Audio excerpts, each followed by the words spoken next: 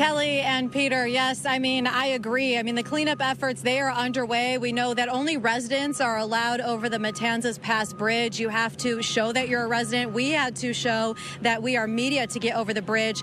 And what you're saying earlier, it's great to hear from the mayor and Lee County Commissioner that they didn't have those emergency calls that were happening and that they were just so happy that people listened to the evacuations. I want to show you here on Estero Boulevard and what exactly the mayor's talking about when he says that right now it's only residents that are allowed here. It's because take a look right here at the ongoing efforts that are taking place. So all of that sand is just scattered all over the place. We know that the water came high from Hurricane Milton here throughout last night and into the early morning hours as we were showing the businesses with all of that mud and sand trying to clean. But you can see that they're trying to organize Estero Boulevard on which way people can go back and forth. So there's a few cars coming back and forth. But honestly, Kelly, when you're saying it looks like a war zone, there are not many people really on the beach. We've been trying to head up and down the neighborhoods to try to interview people, and there's not too many vehicles. You can look for yourself that are making their way back and forth.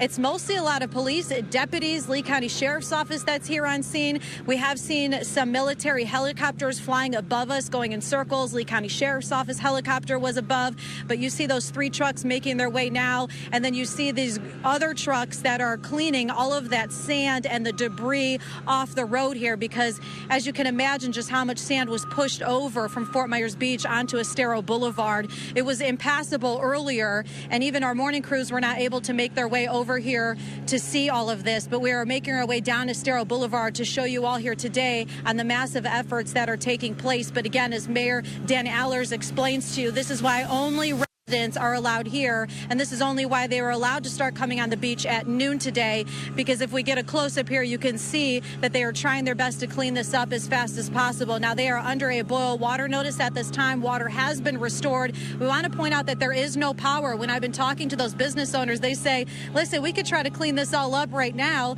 They said, but people still aren't allowed here on the beach. Tourists can't come down here. They say it helps when people are not coming down here, causing congestion, taking pictures and videos. That's why we can easily show you what we're seeing here. But as we show you down here, look at this. It's practically a ghost town if you look straight down Estero Boulevard. Really nobody making their way onto the island here. But again, people did follow those evacuation orders here on Fort Myers Beach.